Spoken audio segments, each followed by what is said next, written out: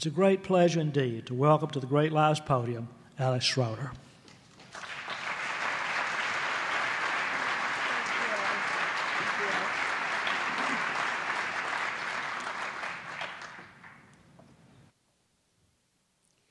Warren Buffett likes to say that when he gets up in the morning and goes to work, he feels like Michelangelo going to paint the Sistine Chapel. And of course, his Sistine Chapel is Berkshire Hathaway, the company that he has spent decades building, which on the one hand is the standard by which he invests, and on the other hand is the way that he thinks a business should be run. As he said to me one time, he considers the best argument to be a good example, and that's what he means Berkshire Hathaway to be. But at the same time, you've probably seen Warren on television, you've probably read interviews, you've probably heard him speak, attended his shareholder meetings, or read some of his letters, and he likes to describe how he did it. And he always does that in very simple and straightforward terms. It always seems like something that you ought to be able to emulate, and yet nobody ever has. In all of this time, with all of the teaching and coaching and explaining that Warren Buffett has done, there has never been anyone who has been able to replicate his achievement of creating a company of $300 billion by putting together a conglomerate or investing and compounding at the rate that he's done by buying value investments. So that begs the question. If it seems so simple and straightforward and he can explain it, then why hasn't anyone else done it? And who is this person? It was Michelangelo, actually, who said, if people knew how hard I worked to get my mastery, they wouldn't think it was so wonderful after all. And that is one of the great secrets of Warren Buffett. We're going to talk about how hard he worked, because he makes it look easy, and he doesn't want you to see him break a sweat, but he actually has worked incredibly hard, and that is one of the things that I came to learn when I wrote The Snowball. I actually first met Warren in 98. It feels like forever. But he was 67 at the time, and we won't talk about how old I was, ever. But that was 20 years ago. He is now turning 88 this year. And I met him because Berkshire Hathaway bought a company called General Re, and I was an analyst on Wall Street, and that was a stock that I covered. So I decided that I would take the opportunity to cover Berkshire Hathaway, because now it was going to have a large element of insurance as part of its business, and that was the subject that I was an expert on. But I knew that Warren Buffett was not going to talk to me, because he was very famous. He did not like Wall Street. He did not do interviews. He did not communicate with Wall Street. He said things like, if you want to maintain your integrity, hold your nose when you walk past Wall Street. He was quite disdainful. And so I embarked on this project not expecting to have the usual access to management that analysts have to ask questions and get their facts straight. But he got wind of what was happening. Someone must have told him that I was working on this project. And one day, I was in my office, and my assistant came in and said that I had a message from Warren Buffett and handed me a phone slip with a number to call. I was literally shaking because I couldn't imagine placing a phone call to Warren Buffett, but I knew I had to respond right away. So I called the number, and a voice said, "Yellow." And I said, "This is Alice Schroeder. I'm calling for Mr. Buffett." He said, "Oh, Alice. Oh, thank you for calling me back." And I realized that it was him. He answers his own phone, and he had given me his direct number, which was astonishing because nobody in his position should be giving out their direct phone number. And I later learned that he does research, and he's very careful, and he only gives his direct number to people that he's sure will not pass it around irresponsibly, because he does answer his own phone, and that he had checked me out. But at the time, I just had no idea. I was just astonished. And on that call, he told me that I had taken the initiative and not asked him for anything, which he liked. He loves people who don't ask him for favors. and that he had done some work reading my research, and he likes the way I think, he likes the way I write, and so he would cooperate with me. And he would let me be the only analyst that he would ever work with who could talk to him. And he invited me to come out to Omaha. He invited me to spend time, see his businesses, interview him, as much time as I needed. And he proposed that the next time he was in New York, a few weeks later, that I fly back to Omaha on his private jet with him and his wife, Susie, and interview him on the plane, and then he would give me a tour of Berkshire Hathaway's businesses. So this was my first inkling of what Warren Buffett was like, was the phone call and then this opportunity. Well, I had never flown on a private jet. So I was very nervous, first of all, about how to even behave. And I showed up and met the two of them at their hotel that morning, and then we drove out and we got on this Gulfstream 4, which at the time was the world's largest private jet. And I was amazed at this beautiful plane, and then Warren sat down at a table and sat across from me, and then the flight attendant arrived and said, "What would you like for breakfast?" We can make omelets, pancakes, waffles, and eggs Benedict, and started listing all these things. And I was thinking, oh, I would love an omelet. And Warren said, "I'll have some potato chips and a cherry Coke."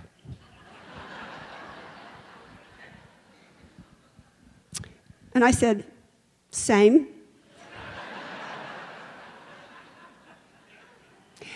And for the next 4 hours, we flew to Omaha, and Warren talked while eating potato chips steadily, just like this. And so I did too. It was the first inkling, had I known it, of what was about to happen over the next 10 years, which was that I was going to have many meals with Warren Buffett, during which I would gain a lot of weight. He helped me along in the interview because I was so nervous that I really was tongue-tied, and my questions were all really idiotic. And with hindsight, once I got to know him very well, I can't even believe how bad it was. But he was actually used to talking to people who were tongue-tied and nervous, and so he helped me along, and we had a good conversation.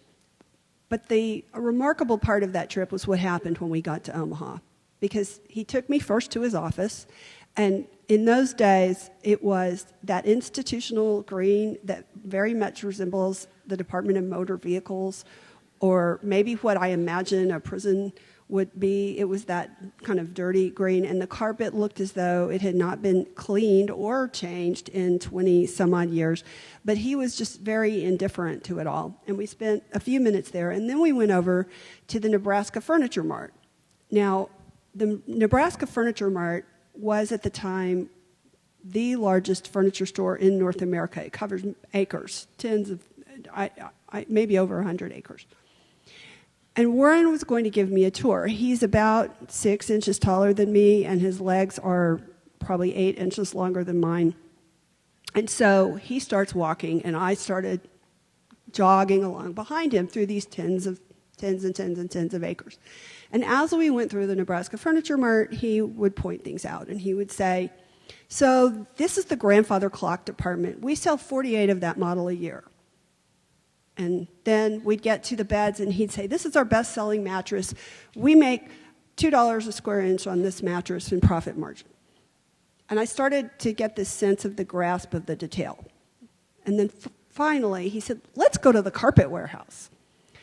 Now, the Nebraska Furniture Mart was a company he had bought from a woman named Rose Blumkin, who was a tiny, meaning 4 foot, I think 10, Jewish immigrant who had come through Siberia and traveled over 2,000 miles to reach the United States during the pogroms, and was extremely elderly. And the carpet department was her special place that she cared deeply about, possibly because she grew up sleeping on a bare wood floor covered with straw.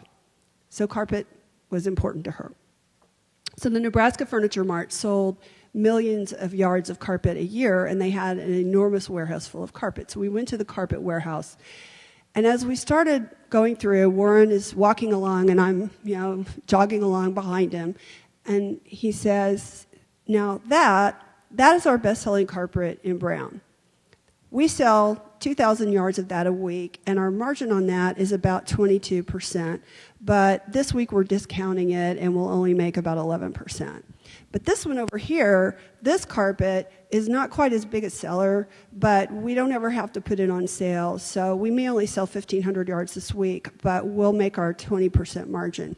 Now this pile, see in the corner here, this is stuff that Rose, she didn't ever like to discount anything below her cost, but I persuaded her that it's better to just move the inventory and get it out of here. So we lose about 20% on what we paid for this carpet.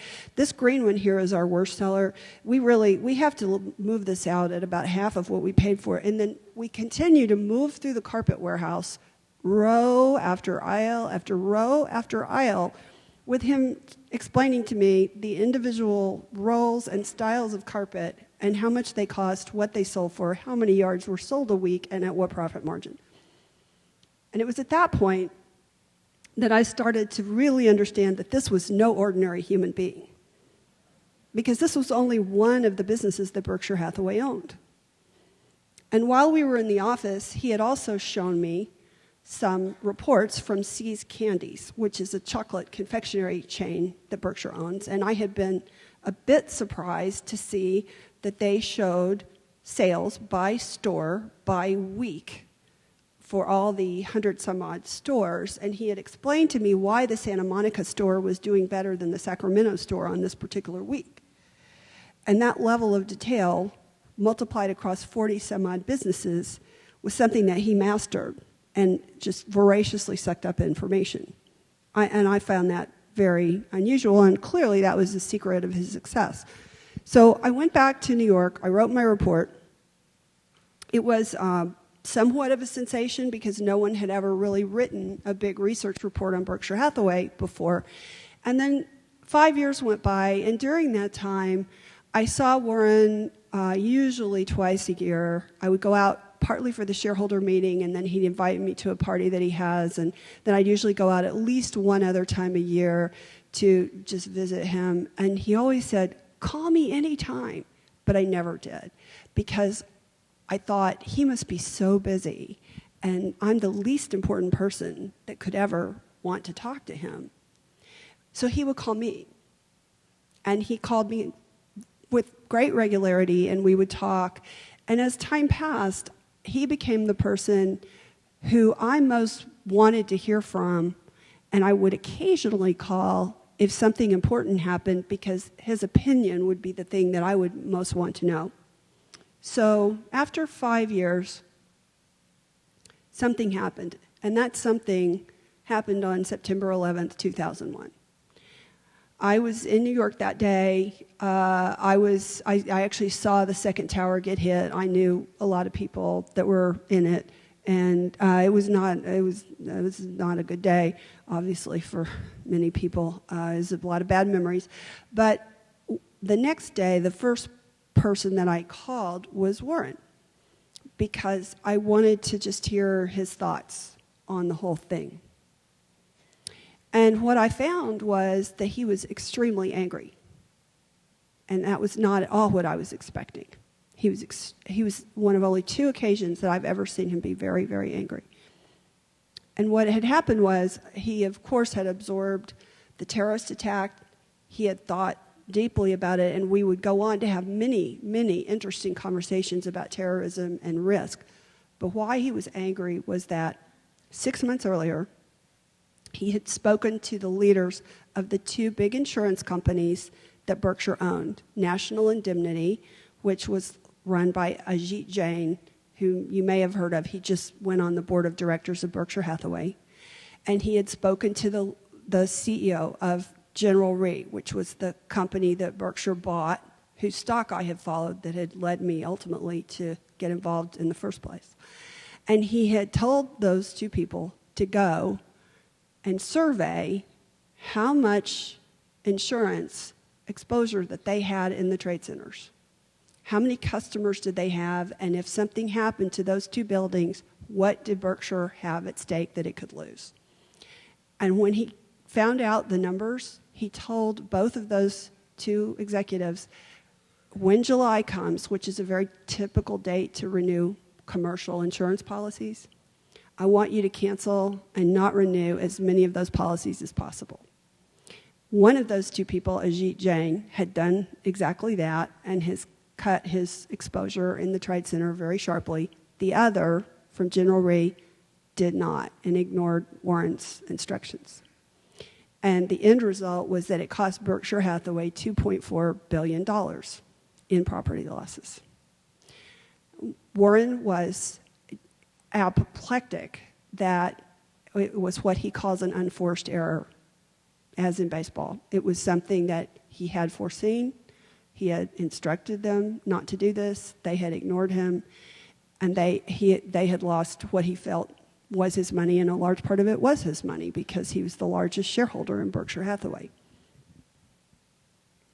I was astounded by this story, not just by the fact that he was so angry, because the two times I've seen him angry were both when people ignored instructions and it cost him money. And there was a cold rage that came out on those two occasions. But the other astounding thing about this story was that 6 months before 9/11, he had thought to do this thing. And he would be the first to say that he did not predict 9/11 in any way, shape, or form.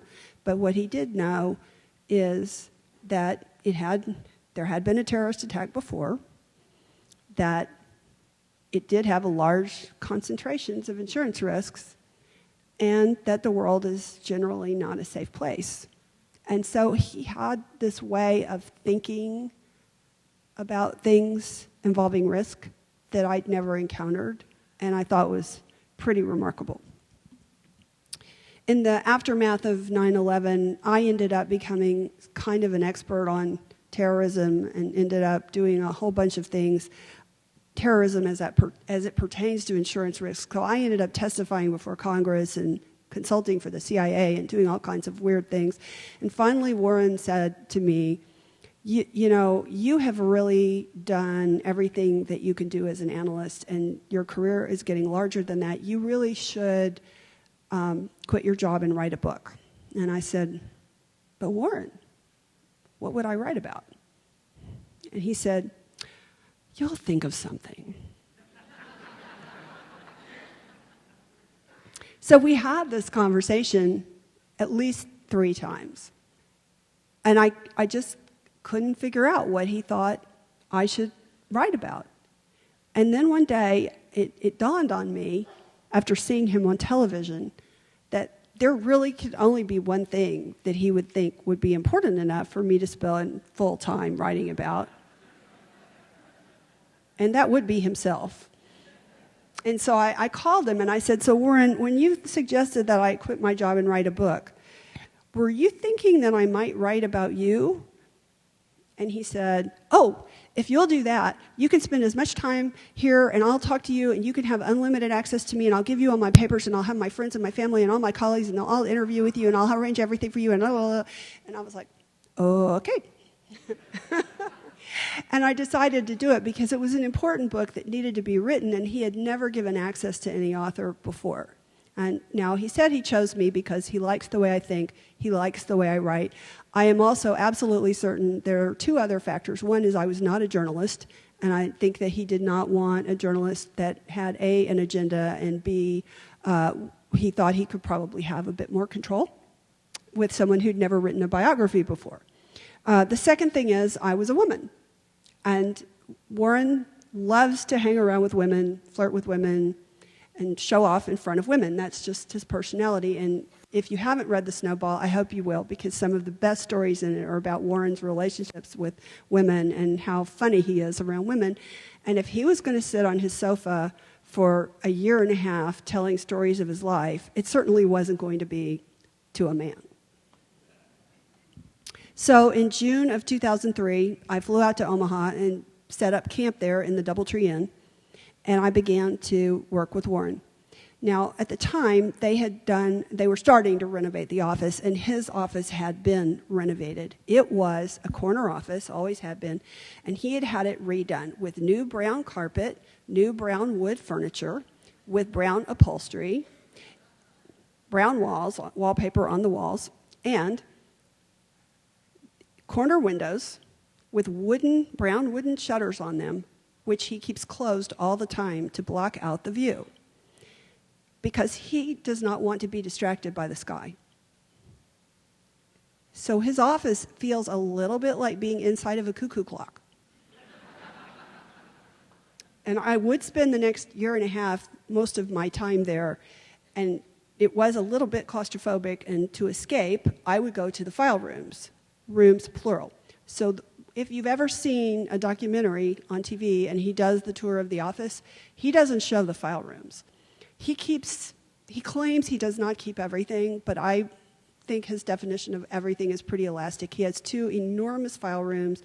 He has files of every investment he's ever made, every company he's ever studied, and there's an entire semi-secret wall of files on people they're not like J. Edgar Hoover's files exactly, but I found a file on myself the first day there.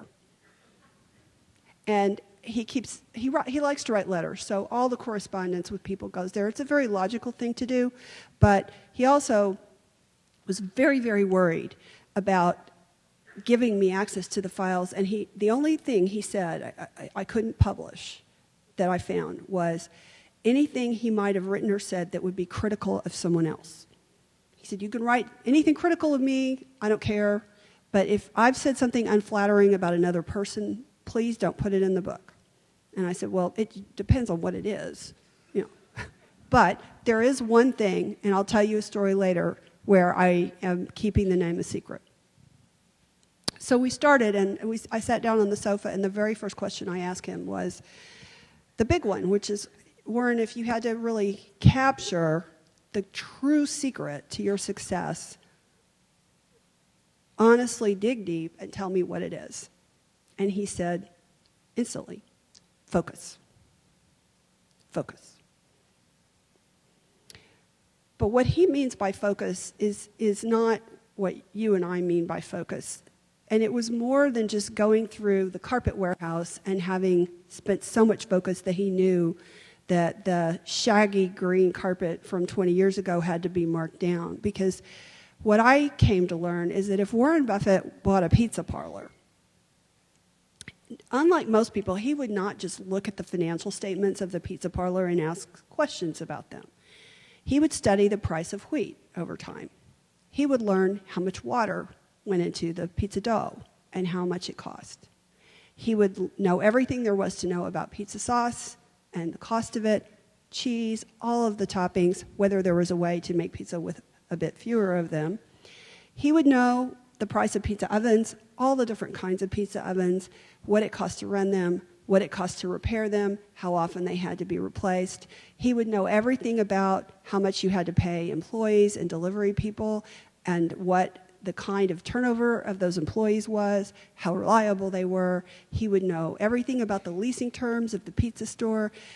The level of detail that he would know before he would own a pizza business would start with the price of wheat. And that's what I mean by focus. It was an incredible amount of focus. I also learned, as I got to know him, the personal side of that focus. One of the people I met fairly early was Astrid Manx, who is now Astrid Buffett, his second wife. They were living together in Omaha. He was still married to Susie, his first wife, who lived in San Francisco. They lived separate lives.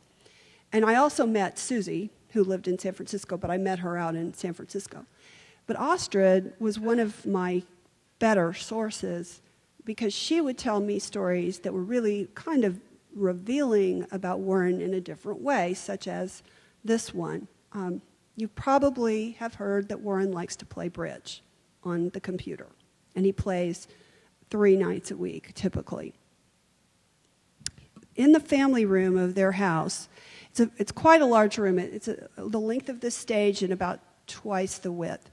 It looks like it was last decorated in the 1970s, and probably was. On one wall, let's turn this around. That's the long wall, are windows and curtains, and then a TV, and Astrid watches TV. And then on this wall is the door, and then here's Warren's computer setup, the table, and then he's got a big monitor, and that's where he plays bridge. One night, a bat got into the house.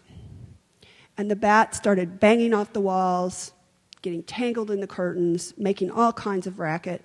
And Astrid, terrified, started screaming, "Warren, help, help, there's a bat in here, help me." Warren never turned his face away from the computer, never took his hand off the mouse, and just said, "It's not bothering me any."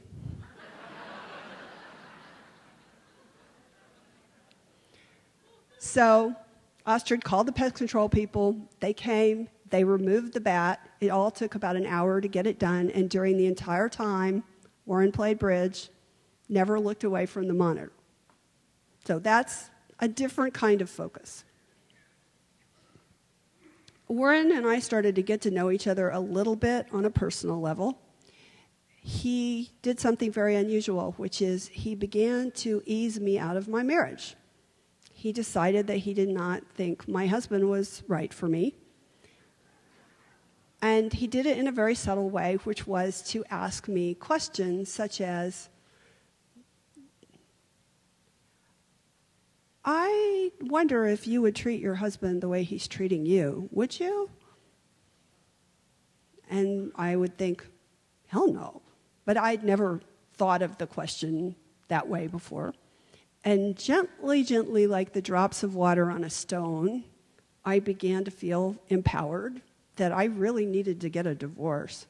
Now, in fairness to my own family and my own father, who was also saying some of these things, this was not entirely Warren, but it was very interesting that he wanted to have that influence. He felt very paternal. He felt that I wasn't married to the right person. And later, when I remarried, he did ask for and get approval rights. He loves my second husband and gave us a fantastic wedding gift and sent a video, and it feels like I got the right one this time. But he also feels that he taught me a lot about how to choose the right person, which is actually true.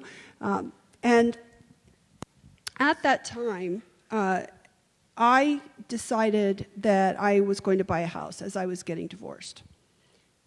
And I told him, for some reason, I had a lot going on in my life, obviously. So I went out, looked for a house, made an offer, did a contract, and then usually we talked about Warren. We didn't talk as much about me. So when I told Warren, he was just quiet for a minute, and then he said, "Is it too late to get out?" And I said, "Well, I've put down a deposit and signed a contract, so while technically I could get out, I would lose my deposit." This was in 2004. And his response was, "Well, there's going to be a housing crash, but if you can hold on for 10 years, you'll be able to sell it for what you paid for it."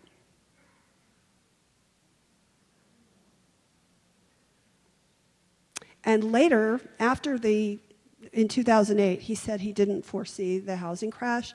And I believe he meant that sincerely, that he didn't foresee the magnitude of it. He thought there was a bubble in 2004. He didn't really think it was going to get so much worse.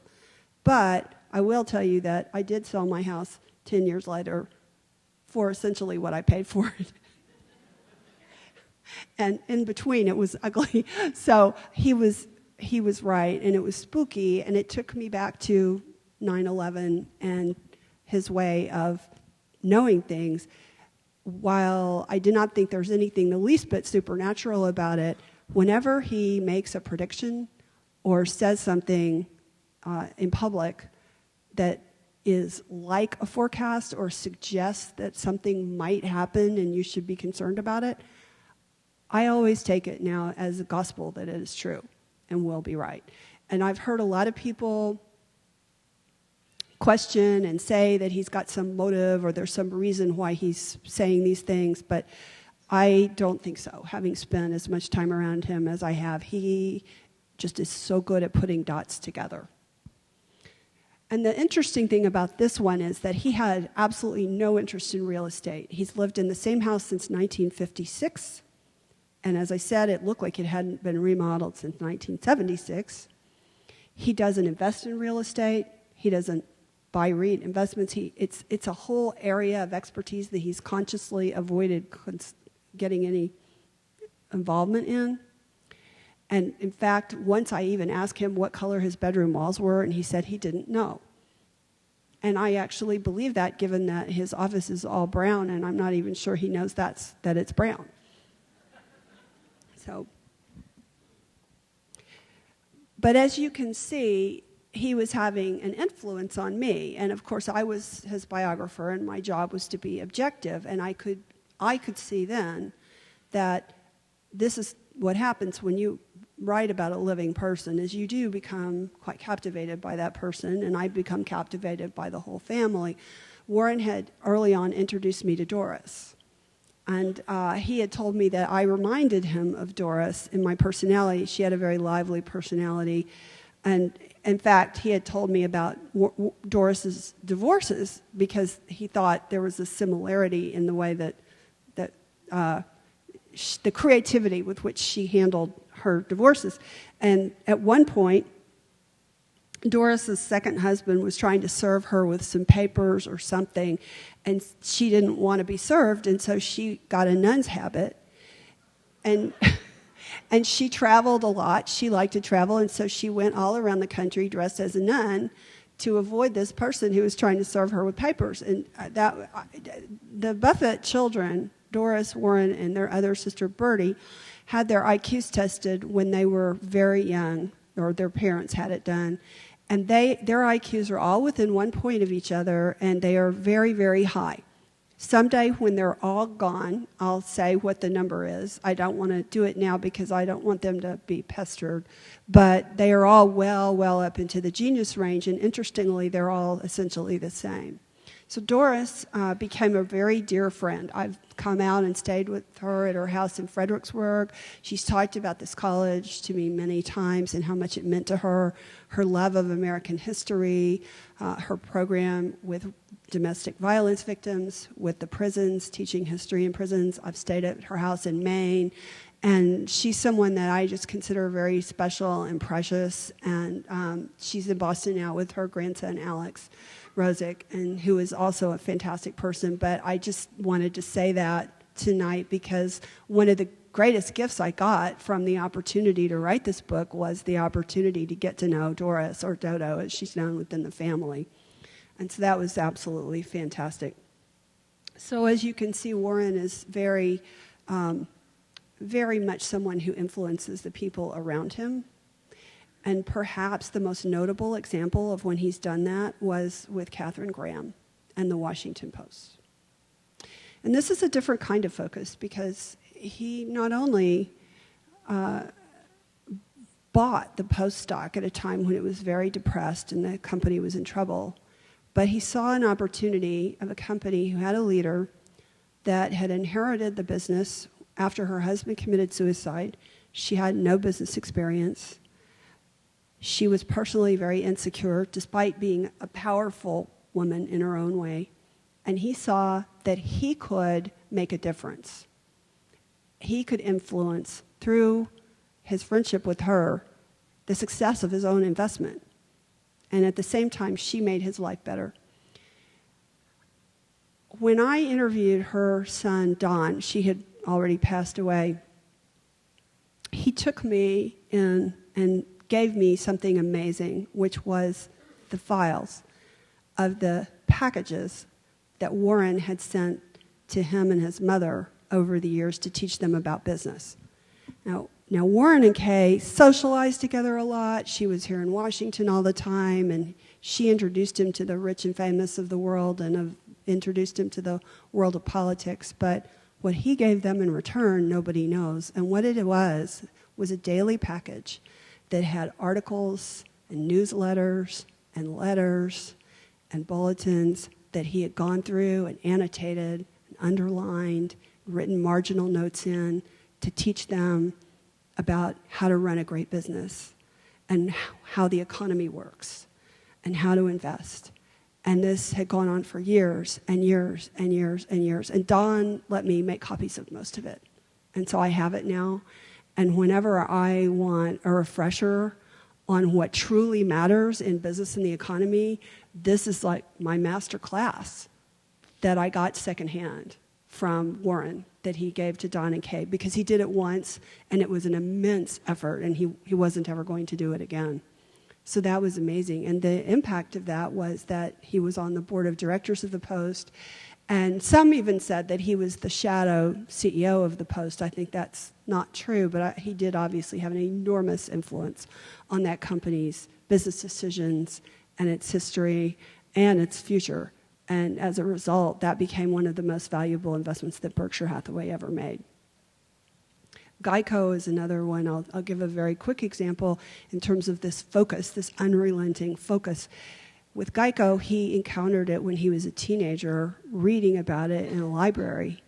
And he went down to Washington, again, D.C., because the company is based here. He went to see the company on a snowy Saturday morning and found the president was in the office working. And he went in and spent 4 hours talking to Lorimer Davidson to learn about the auto insurance business, just to learn.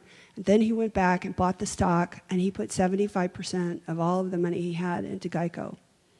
He wrote an article, called it The Security That I Like Best, and published it in the Commercial and Financial Chronicle, which was like the Barron's newspaper of its time. And from then on, he owned Geico stock.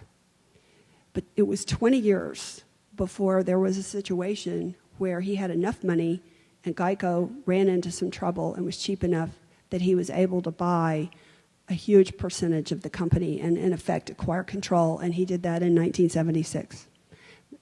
During the entire time throughout, he kept up his friendship with Lorimer Davidson. He met the other managers. He made regular visits to Geico. He got to know everything about their operations. And he wanted Geico. He craved Geico. Then, in 1996, he bought the whole company. He bought the rest of it. And so over a 40-year period, he followed this company. He knew everything about it. And the more he knew, the more he learned, the more he wanted to own it. And now Geico is the second largest auto insurer in the United States, and I believe probably the most profitable. But at the time that he bought it, it was probably ranked number 20. It was so small compared to a company like Allstate, which is now larger than, that it was just almost, it was being dismissed by those kinds of companies as not even important. But Warren saw then what it was going to be. And he spent 40 years getting hold of it. And then that was in 1996, so now roll forward another 22 years, and it's grown enormously since he bought it. And that story, to me, is absolutely amazing. But with all of this intense focus on business, there was a myopia. And so I had noticed in getting to know Warren that there was a lot that he did not see. Because if you're that focused on narrow things, you can look at things right in front of you and just not see them. So by then, I had spent 2-3 years maybe on the writing, and I had spent a year and a half either in Omaha or traveling with him, and then I had been to Omaha periodically after that. So maybe 100, I don't know how many occasions, I mean, days and days and weeks on end where we had seen each other, and I decided that I would play a trick on Warren. So one day I called him on the phone from my house in Connecticut, and I said, Warren, what color is my hair? Play the Jeopardy song. Do, do, do, do, do, do, do. Finally, after the longest silence I think I have ever heard from him, he said, not black.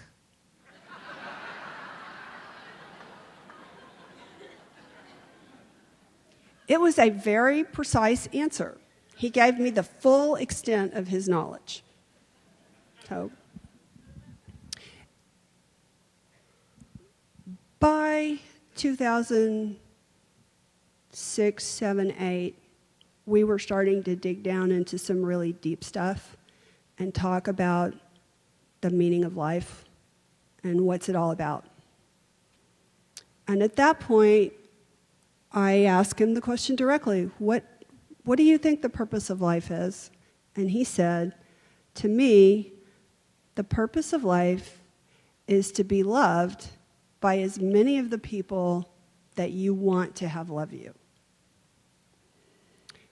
So I had to chew on that a little bit, because it's not, most people would say the purpose is to be loved by as many people as possible or something like that. But no, he was thinking about how many people do you want to have love you, and then you want to bat 1,000 on that. So if you want 3 people to love you, you want all 3. If you want 50, you want all 50. But maybe you don't want 1,000 people to love you. One thing I had learned about Warren is that he really did want to be loved. And it's because if you read The Snowball, you'll see that he wasn't loved as a child at all. And so he had learned to crave that love and try to find it in people as an adult. And he told me a story about how important that love is and what it's like to live in the celebrity world, where if you're rich and famous, particularly both, it's very hard to be loved, because people, even people who don't know it, often have an ulterior motive. They have an agenda, and you can get very confused if you're a celebrity into thinking that people like you or they're your friend, when really it's all just about your money and the position that you have. And so what can end up happening is you get invited to parties, you get invited to dinner at the White House, you get invited to play golf at Augusta, you get invited to be on the top 40 list of this and the top 10 list of that, and you're on the cover of a magazine, and you feel very important. But it can be very deceiving. And then Warren told me a story, and he said, you can never tell who this story is about while I'm alive. And I promised. But if I do a speech again and you come when he's not alive, I'll tell you who this story is about. Just not yet. He said, there is this man, and if he thinks that he is just adored by everyone, but everyone actually in this that he knows, he said, no one can stand this person, and he doesn't know it. And if he were up on a stage giving a speech and he fell off into the audience and had a heart attack, not one person would dial 911. Not his wife, not his kids, not his colleagues, not his so-called friends. They would all just watch while it happened. And he said, I don't ever want to be, that is not who I want to be. I want to be somebody that is loved. Well, I could see that in him, and at the same time, it was very interesting because over the course of several years of writing, I had encountered quite a number of people that he had dealt with in business who felt a little roughly treated. And I had learned that among the circle of people that Warren Buffett wanted to be loved by were not necessarily everybody he did business with, because sometimes money mattered more. And I had interviewed people that had reason to be angry with him because they felt he had bested them in one business deal or another. And I knew, and if you read The Snowball, you'll read quite a few stories in there about him exacting terms from people that were quite tough and being, I would call it, ruthless. And yet, I interviewed these people, and even the ones that were still mad, on some level, loved Warren Buffett, which I found to be quite extraordinary, because they just couldn't help it. And they would say things like, I'm so mad at him for XYZ that he did in 19 whatever, but I just can't help it. I still love the guy. Because he is lovable. One of those people was a woman I mentioned earlier named Rose Blumkin. And she was the woman who created the Nebraska Furniture Mart, which was the business that I went jogging through the carpet warehouse at the beginning that I told you about. Rose sold her business to Warren when she was in her 90s, and she was still running it. But by age 95, she had had a falling out with her grandsons over how to run the carpet department, which she took a special interest in, and she quit. And she went and bought a warehouse across the street, literally, and started a competing business. And she was, within a year, trouncing on a square foot basis the Nebraska Furniture Mart. And of course, the Omaha World Herald was all over this because it just made the juiciest fodder you could imagine for a newspaper to have the Blumkin family feuding with each other with two businesses across the street, one of them run by a 96-year-old woman at the time. So after a little over 2 years, Warren just cried uncle, and he couldn't take it anymore. She was not only winning, but it was causing terrible publicity for the Furniture Mart. And what he may not have fully understood himself was that Rose was still mad at him. Because when he bought the Furniture Mart, he had paid a price for it that she later felt cheated. And her family, on the record, probably will not talk about this, but they told me, for sure, several of them, how mad she was with hindsight that she felt that she had left $30+ million on the table, which was a very, in the 1980s, that was an incredibly huge amount of money. It still is, but at the time, it was amazing. And she felt a bit taken advantage of because Warren was competing against another bidder for this business, and the other bidder offered a great deal more money, but she turned them down because they were German. And she sold to Warren. So there were some feelings there, but she still loved Warren, just like everyone else. So after a couple of years of this fight going on, Warren bought 24 pink roses and went to her house. Now, she only felt comfortable in a furniture store environment, so her daughters had furnished the house with price tags still hanging on all of the furniture. And that was how she felt comfortable. And so Warren went over there and sat down on the sofa with a price tag hanging off it, and there was a lamp with a price tag, and gave her the roses, and then flattered her and said, I can't do this without you. I need you back. Please let me buy your new company for $5 million, and I will, bring you back in. But there was a catch. She was 98 years old at the time, and he made her sign a non-compete agreement.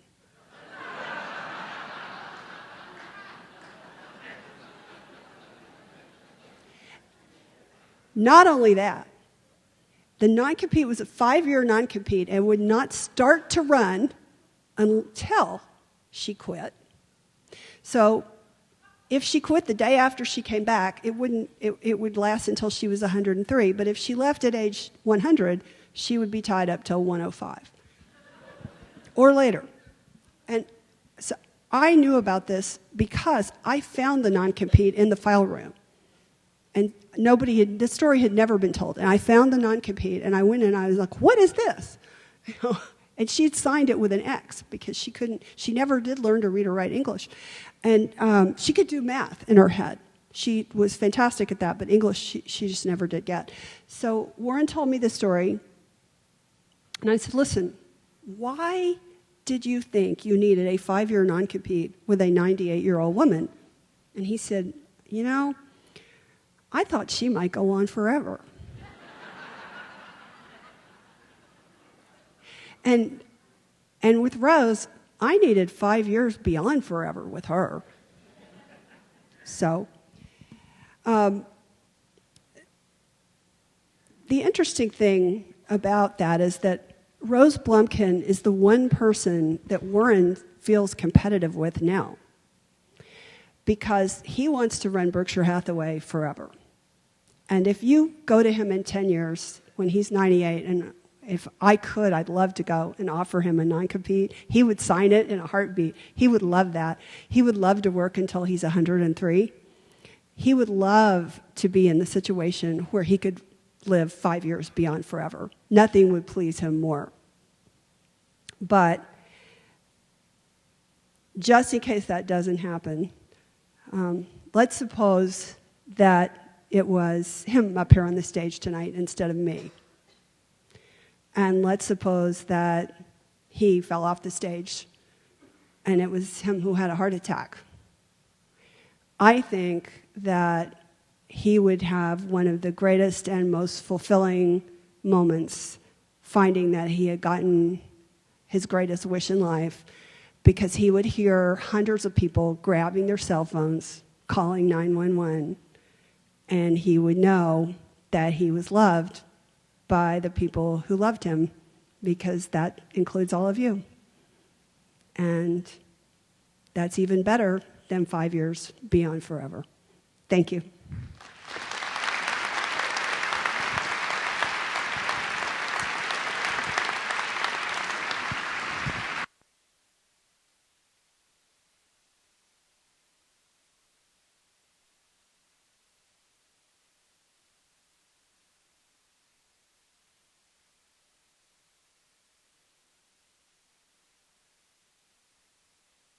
Kelly, who's out of town. So we're ready for questions.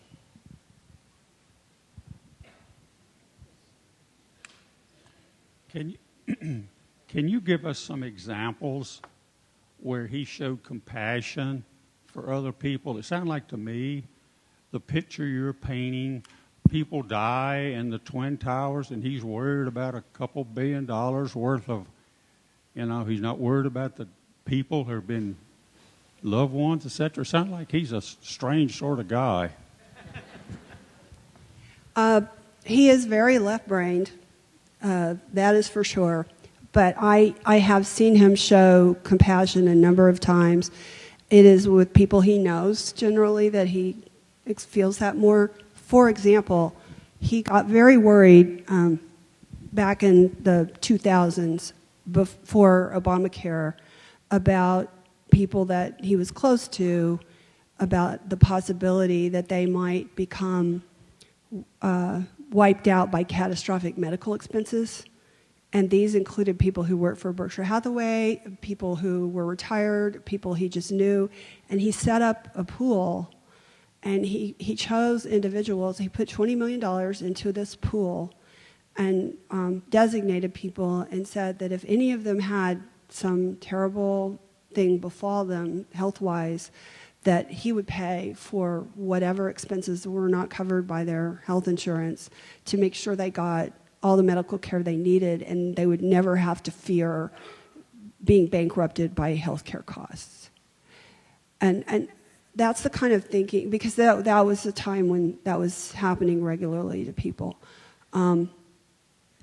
He is somebody who will, for a friend, lend his reputation when it's appropriate. He'll make that phone call, help somebody get the access that they need. He'll do a lot of very kind things and very thoughtful and considerate. Probably, I'll tell you one really short story because I know we have other questions, but there was a woman named Vanita Mae Brown that he dated when he was young. And I didn't put the story in the book. I talked about how he dated her, but she had been Miss Nebraska, and she was very beautiful, but she got married to one of his friends. And there was something not right about her mentally. I'm not sure what it was, but she got divorced from his friend. They had a crazy, it was an unusual divorce, I'll just say that. And then she started writing Warren letters, and they were 30, 40, 50-page letters of saying horrible things about him. You're this terrible, horrible, that's awful. And then 6 months later, there'd be a letter that just was like normal, like, "Dear Warren, I miss you. How are you doing?" Whatever. I think like 99% of us would just cut off a person like that and just say, I can't afford to have this person in my life. They're crazy. They're sending me abusive mail, whatever. Warren decided that he was going to help her. Every crazy bad letter that she sent, he just ignored. And every good one that was like from a normal, not deranged person, he wrote back lovely replies. And I have the whole file at home. Over the years, she changed. and she got fixed somehow. And I'm convinced that, similar to animal training behavior, he extinguished her, whatever it was that was causing her to be abusive in writing. She ended up coming out for a high school reunion and meeting all of his friends and being perfectly fine. And that was sheer kindness on his part. He didn't have to do that. And she took a lot of his time to do this. And he guards his time very jealously. I've seen him do, if we had 2 hours, I could think of 50 more things like that. But he just, he's very compassionate.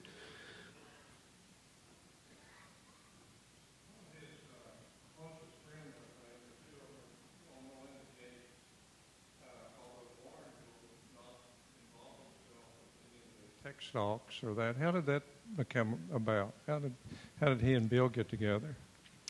So it was Katharine Graham who introduced him to Bill before Bill ever even really knew Melinda, or right around the time when they were just starting to date, well before they were married.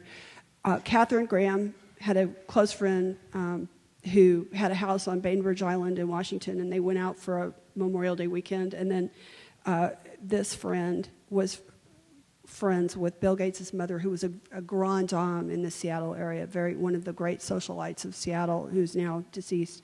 And so the Gateses were having a party out at their place on the Hood Canal, and they insisted that they wanted to meet Warren. Or the Gateses wanted Warren and Bill to meet each other, and Kay wanted Warren and Bill to meet each other. Warren and Bill did not want to meet each other.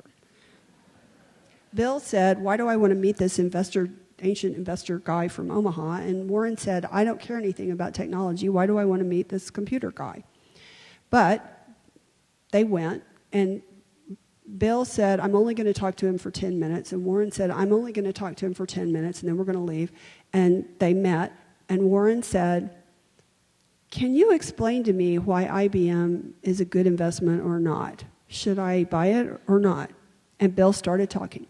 And one of the things about Bill, he's not the most socially fluent person, but if you ask him a question about something that he's knowledgeable about, he is fascinating to talk to. So Warren had asked him probably the best introductory question anybody ever could. And for the next hours and hours and hours, they spent. There's a picture in the book of them walking on the beach next to a seaplane. They were inseparable, and people had to go and try to pry them apart to get them to even show any interest in the other people at the party. And then it went from there. And so Warren educated Bill about investing. Bill educated Warren about technology. Warren knows a lot about technology. He never bought technology stocks because he thought that it was too hard to get a sustainable competitive advantage in technology. He thought these companies would be short-lived. And he said at the shareholder meeting last year, he was wrong. He did not understand the power that Facebook and Google and Amazon would have, and their ability to sustain, through the network effect, their business and achieve profits from it.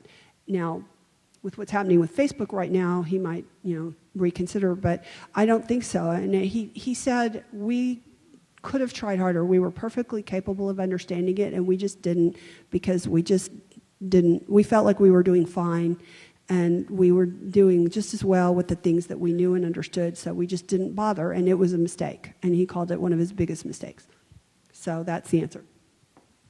We have a question back here. Tom?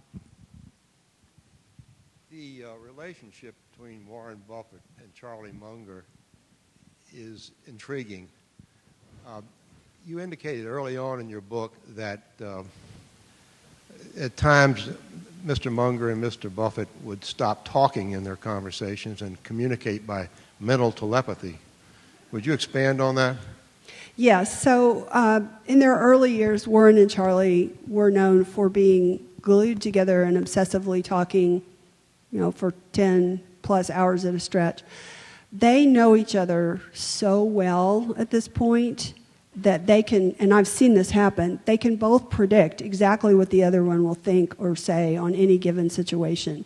And so they tend to not need to talk because they know what the other one will say. And in the case of both of them, they disagree on quite a number of things, particularly philanthropy. They tend to not talk when they know that the other one would say something disapproving of what they're going to do. They don't agree on politics, so they go their own way on that. They are still just as good of friends as ever, but they're sort of like a friendship where they can do it by osmosis.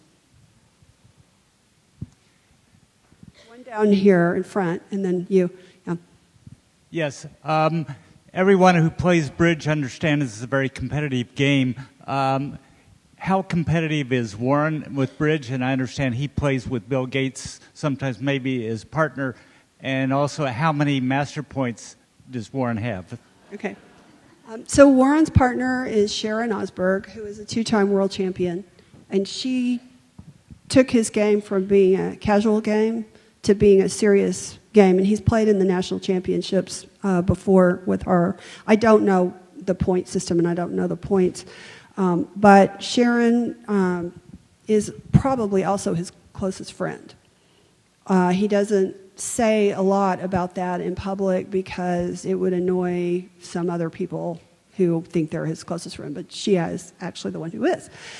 She also plays with Bill a lot as his partner, and increasingly is playing with Bill more and more in tournaments. Warren was a better player with Bill than Bill, but now as Bill is devoting more time to it, he's moving up. But I'm afraid I can't tell you numbers because I don't know.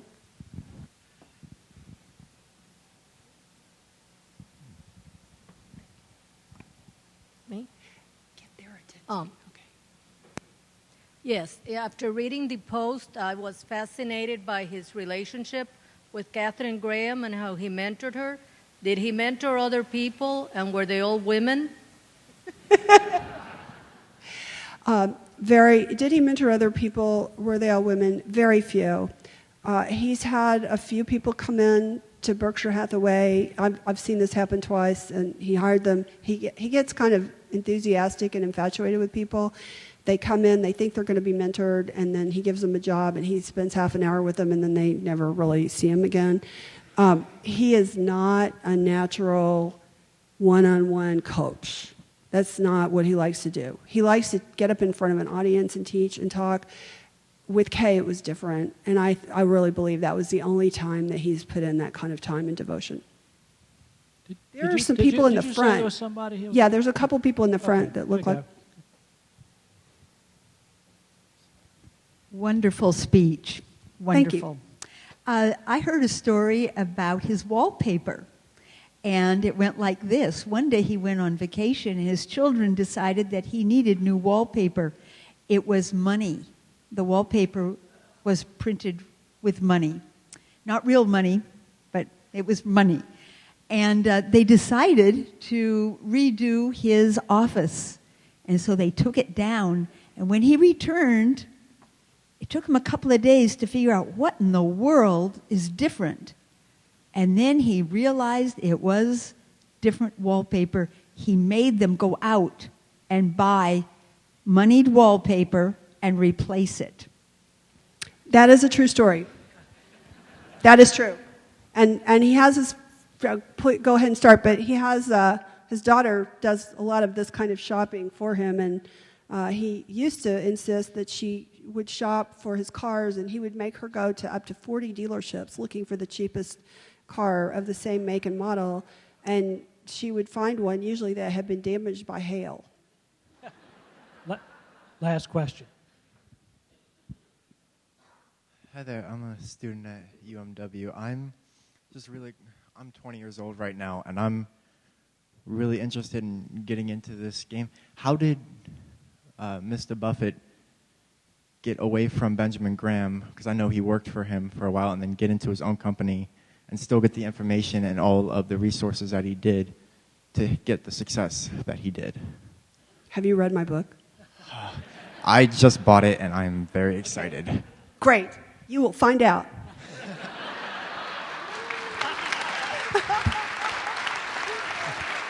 It's a great question. It really is. It's a long answer, but he did go through quite a process, and so you will find the whole answer in the book.